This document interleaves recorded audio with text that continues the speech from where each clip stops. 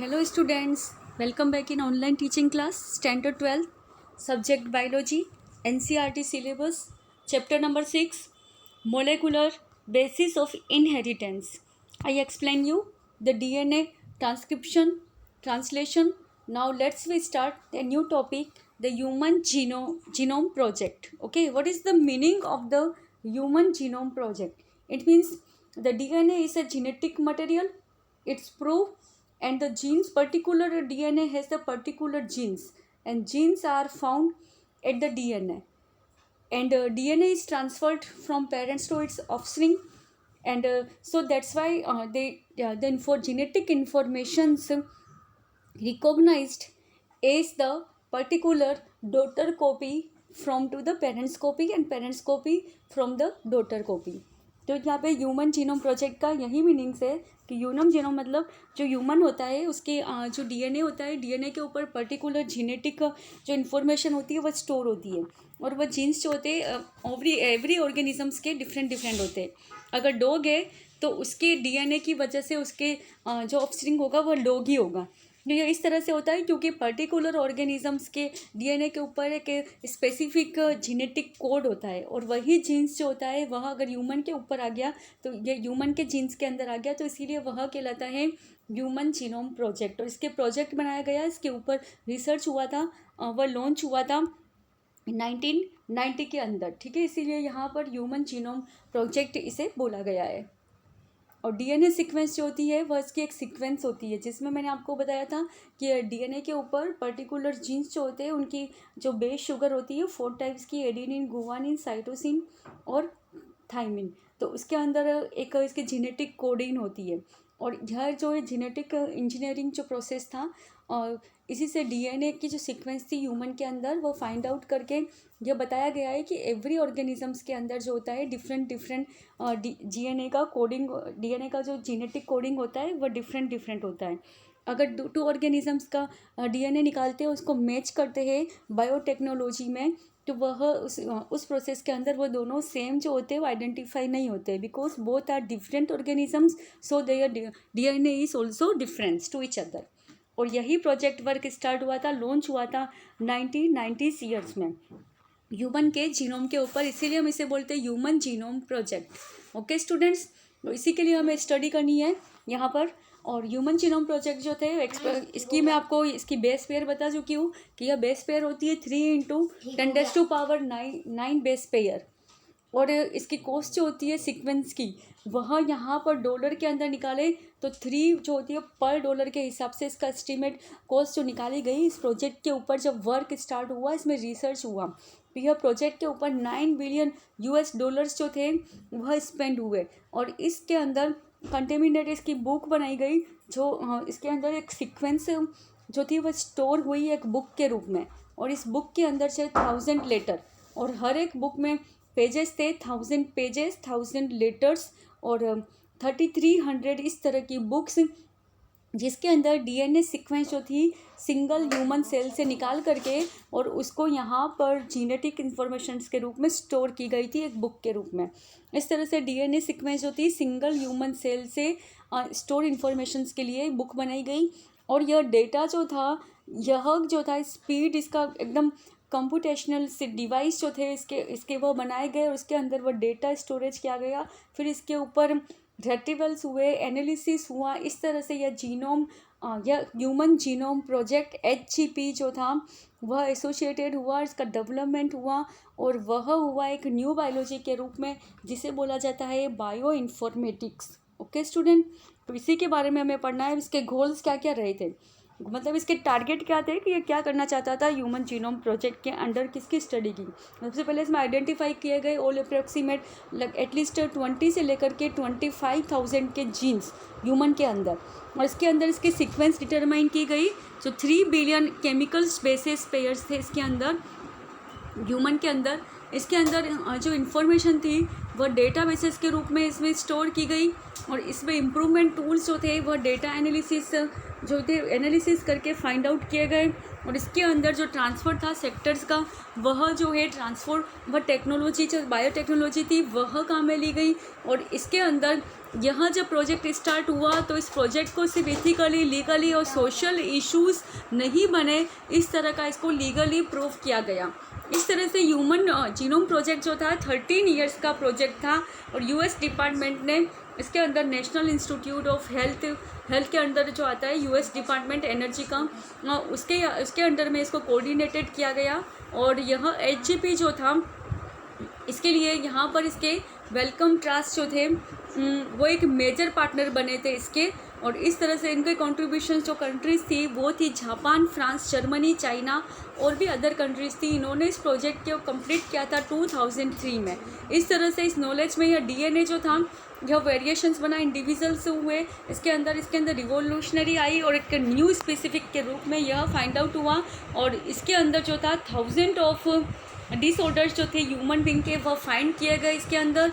और ऐसे क्लूज़ मिले ह्यूमन बायोलॉजी के अंदर कि डीएनए सीक्वेंस के अंदर कुछ जो म्यूटेशंस आते हैं या जीनेटिक एबनॉर्मलनेस आती है वह सब कुछ जीन्स इसके फाइंड आउट हो गए। और यह इसके अंदर बायोटेक्नोलॉजी में agriculture, energy production, environmental remediations, health care सबके लिए ह्यूमन जीनोम प्रोजेक्ट जो था बहुत यूज़फुल हुआ। और वह बैक्टीरिया, यीस्ट और सिनोएबिरेटेस, इलेंगस और ड्रोसोफिला और प्लांट्स की स्पीसीज थी राइस और एरेबिस्टिस, इसके ऊपर इसमें रिसर्च किए गए, जिसने एक ह्यूमन जीनोम प्रोजेक्ट ने एक रिवोल्यूशनरी एक वर्क किया। और इससे बहुत ज़्यादा इफ़ेक्ट हुए और एक रिवोल्यूशनरी इफ़ेक्ट के थ्रू इसमें प्लांट जो एग्रीकल्चर फील्ड था उसके अंदर भी यह यूज़फुल रहा था। फिर मिथोडोलॉजिस मीन्स था कि यहाँ पर 2 मेजर अप्रोचेस आए थे इस मेथड के अंदर। इसके अंदर जो जीनेटिक्स जो थे वह आरएनए को एक्सप्रेस करते थे, इसकी एक भी सीक्वेंस बनती थी। डीएनए रिप्लिकेशन होकर के आरएनए को बनाता है और आरएनए जो होता है वह राइबोसोम्स के तरह प्रोटीन सिंथेसिस करता है और तब यहाँ पर जा कर के फिर से न्यू डीएनए जो होता है एक 1 सेल बनता है। और 1 सेल जो होती है आइसोलेटेड, उस सेल से डीएनए को आइसोलेटेड किया जाता है और डीएनए के स्ट्रैंड्स निकाल करके फिर इसको बायोटेक्नोलॉजिकल मेथड से यूज़ करके उसमें से आरएनए जो होता है वो हटाया जाता है, क्योंकि जेनेटिक इन्फॉर्मेशन जो होती है डीएनए के ऊपर स्टोर होती है। तो वहाँ पर से सिर्फ डीएनए को वहाँ से रेस्ट्रिक्ट किया जाता है रेस्ट्रिक्शन एंजाइम्स के अंदर। और इस तरह से उसके कॉमनली होस्ट जो थे बैक्टीरिया, यीस्ट और बहुत सारे वेक्टर, तो वहाँ पे उनको बोला गया बीएसी बैक्टीरियल आर्टिफिशियल क्रोमोसोम्स और वाईएसी यीस्ट आर्टिफिशियल। अगर यीस्ट से लिया गया है तो यीस्ट आर्टिफिशियल और बैक्टीरिया से लिया गया है तो बैक्टीरिया आर्टिफिशियल। तो इस तरह से डीएनए फ्रेगमेंट्स जो थे वो निकाल करके उसकी क्लोनिंग करके उस पर बहुत सारे रिसर्च किए गए। यह देखिए यहाँ पर एक ह्यूमन का जैसे बताया हुआ है इस डायग्राम में किस तरह से ह्यूमन जीनोम प्रोजेक्ट जो था ह्यूमन के ऊपर वर्क करता है। जैसे कि यहाँ पर एक ह्यूमन है, इसके हेयर्स का डीएनए लिया गया, इस हेयर्स के अंदर 1 सेल ली गई, यह 1 सेल का स्ट्रक्चर है। इसके अंदर यह न्यूक्लियस है, यह सेल है और सेल के अंदर न्यूक्लियस और न्यूक्लियस के अंदर न्यूक्लियोसोम्स, इसके अंदर होते हैं क्रोमोसोम्स और यह क्रोमोसोम्स इससे सेपरेट किया गया। इस क्रोमोसोम्स को सेपरेट करने के बाद में इसकी जो स्ट्रेंथ हो गई है वह निकाली गई और यह बाई हेलिक्स इसका स्ट्रक्चर निकाला गया। फिर इस स्ट्रक्चर के ऊपर जो जेनेटिक कोडिंग जो थी उसको कंप्यूटर से फाइंड आउट किया गया। इस तरह से यहाँ पर जो थे ह्यूमन के टोटल होते 46, उसमें से 22 जो होते हैं ऑटोसोम्स होते हैं और 23rd नंबर का जो होता है वो सेक्स क्रोमोसोम होता है। उसके जेनेटिक कोडिंग करके यह डायग्राम से ये ह्यूमन जीनोम प्रोजेक्ट को रिप्रेजेंट किया गया है कि किस तरह से इसकी कोडिंग करके फाइंड किया गया। तो देखिए मैंने आपको बताया था कि यहाँ पर मई 2006 के अंदर यह ह्यूमन जीनोम प्रोजेक्ट जो था अप्लाई किया गया और इसके अंदर 24 जो होते हैं, यहाँ पे 26 में से कितने होते हैं 46 में से 23 जो होते हैं वह क्रोमोसोम्स के अंदर 22 ऑटोसोम्स होते हैं और 23rd नंबर का जो होता है वह मेल में X और Y होता है, फीमेल में XX। तो इस तरह से उसके जीन्स जो थे वह फाइंड किए गए और यह जीनेटिक इन्फॉर्मेशन जो थी यह फिज़िकली मैप जीनोम का भी बनाया गया और जिसके ऊपर जनरेट हुई इन्फॉर्मेशन और उसको एक स्पेशल टाइप्स के एंजाइम्स के अंदर यह रिएक्शन की जाती है जो कहलाता है पॉलीमॉर्फिज्म और रेस्ट्रिक्शन एंडोन्यूक्लियस, यह एंजाइम है जो यहाँ इसकी डीएनए की साइट को रिकॉग्नाइज करता है। फिर इसके अंदर रेपिटेटिव प्रोसेस होता है डीएनए सीक्वेंस का, और यहाँ से इसकी एप्लीकेशंस करके डीएनए सीक्वेंस जो था उसको आगे हम फिंगरप्रिंट्स के अंदर भी यूज़ करते हैं कि किसी का क्राइम वगैरह फाइंड करने के लिए। तो इसी टेक्निक को बायोटेक्नोलॉजी के रूप में यहाँ पर आगे एप्लीकेशंस आएगा डीएनए फिंगरप्रिंट्स। उसमें आपको बताया जाएगा कि डीएनए एक्सक्रेट निकाल के इसका किस तरह से फिंगरप्रिंट के रूप में यहाँ पर इसका एक एप्लीकेशन हुआ था। अब इसके यहाँ पर क्योंकि हम अभी जीनोम प्रोजेक्ट पढ़ रहे हैं, तो उसके साइलेंट फीचर्स जो है वह है कि ह्यूमन जीनोम जो होता है वह यहाँ पर 3,01,164.7 मिलियन बाई ये बेस पेयर का होता है, और इसका एवरेज जीनोम कंसिस्ट होता है 3,000 इसके अंदर बेसेस होते हैं, और 2.4 मिलियन बेसेस जो होते हैं वो डिस्ट्रोफिन्स हो जाते हैं, ठीक है, जीन्स से। डिस्ट्रोफिन्स मतलब होता है कि ये इतने सारे जीन्स इसके अंदर पाए जाते हैं जिसमें से केवल अभी तक इतने जीन्स जो है इनका रिसर्च हुआ है, और अभी टोटल नंबर ऑफ़ जीन्स होते हैं 30,000, और उससे लोअर एस्टीमेट जो होते हैं 80,000 से लेकर के 1,40,000 जीन्स होते हैं आइसोलेटेड हो चुके हैं, और उनका ऑलमोस्ट परसेंटेज 99.9% जो होता है वो न्यूक्लियोटाइड्स बेस के ऊपर होता है, और पेपर में यह सेम टू सेम होता है इतना, क्योंकि न्यूक्लियोटाइड्स होते हैं डीएनए और आरएनए, तो उसके अंदर जो अपना डिवीज़न प्रोसेस जो होता है ह्यूमन का पहचान एक रिकॉग्नाइजेशन का एक स्पीसीज़ का होता है। ह्यूमन स्पीसीज़ जो होती है ह्यूमन स्पीसीज़ को बर्थ देगी, तो उसका वह वाला डीएनए जो होता है ऑल पीपल के अंदर जितने भी ह्यूमन्स है सब में सेम होगा।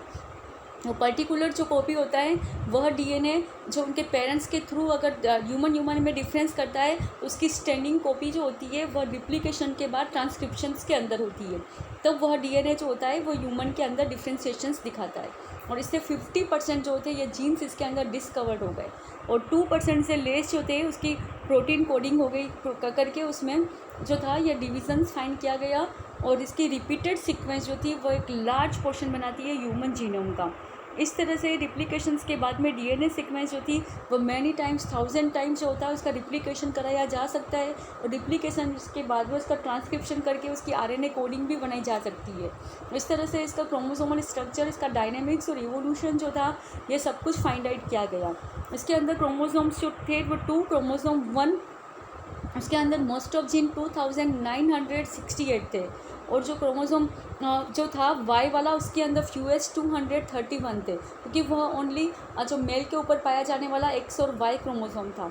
और साइंटिस्ट जो थे उन्होंने यह आइडेंटिफाई कर लिया कि यहाँ पे 1.4 मिलियन लोकेशन जो होते हैं सिंगल डीएनए के, वह कहलाता है सिंगल न्यूक्लियोटाइड्स पॉलीमरेशंस, जो यहाँ पर एंजाइम जो इस रिएक्शंस को ओकर्स करता है ह्यूमन के अंदर यहाँ पर ओकर्स हुआ था, और यह इन्फॉर्मेशन जो होती है यह फाइंड हुई थी क्रोमोसोमल लोकेशंस के ऊपर। इसी से उसके सीक्वेंस के अकॉर्डिंग ही डीएनए के अकॉर्डिंग ही म्यूटेशंस या कुछ एबनॉर्मेलिटी आती है जीन्स की, अगर उसमें डीएनए में कोई प्रॉब्लम तो उसी से वह डिसीज़ जो होती है ह्यूमन के लिए फाइंड आउट कर ली जाती है। अब एप्लीकेशन इसके क्या क्या हुए और इसके फ्यूचर चैलेंजेस क्या है। तो डीएनए सीक्वेंस जो थी वह फाइंड आउट होने से अगर किसी ह्यूमन के अंदर बायोलॉजिकल सिस्टम में कोई चेंजेस होते हैं, कोई डिजीज़ है, तो साइंटिस्ट ने इसके ऊपर यहाँ पे रिसर्च करके फाइंड कर लिया कि यहाँ पर एचजी सीक्वेंस जो होती है वह न्यू अप्रोबिकल बायोलॉजिकल रिसर्च के अंदर काम में ली गई, जिसके अंदर फ्यू जीन्स जो थे एक टाइम के ऊपर पास्ट होते, फिर न्यू जीन्स उसके अंदर न्यू सेल्स के अंदर जनरेट होते रहते। तो इस तरह से यहाँ पर एक बॉर्डर स्केल बन गया इसका, और इसके अंदर जीन्स जो थे वह जीनोम के रूप में हमने इसकी स्टडी की है, ह्यूमन जीनोम के रूप में जो जीन्स की एक पूरी सीक्वेंस बन गई थी। एग्जाम्पल के लिए ट्रांसक्रिप्शन जब हो गया तो इसके लिए टिश्यू से ऑर्गन, और या तो वह ट्यूमर भी हो सकता है, तो कहीं से भी लेकर के उसका डीएनए जो होता है वह ट्रांसक्रिप्शन करता है, और जहाँ पे अगर उसका ट्यूमर हुआ तो ट्रांसक्रिप्शन रुक जाएगा, अगर टिश्यू हुआ तो उसमें डिवीज़न स्टार्ट होगा, वो ऑर्गन बनेगा। तो इस तरह से इसकी स्टडी की गई जीन्स की, और इसके अंदर प्रोटीन वर्क अगर नेटवर्क लगातार चलता रहता है तो यहाँ पर इसके वो तीनों प्रोसेस जो होते हैं डीएनए के रिप्लिकेशन, ट्रांसलेशन और ट्रांसक्रिप्शन होते रहते हैं। ओके स्टूडेंट, अब इसका अपन जब डीएनए ह्यूमन जीनोम प्रोजेक्ट ये जब हो गया तो इसकी एप्लीकेशन जो होती है डीएनए फिंगरप्रिंट्स एक मोस्ट इंपॉर्टेंट रिसर्च हुआ जो इसका बेस ही था, जिसको मैं अपने नेक्स्ट वीडियो में आपको एक्सप्लेन करूँगी।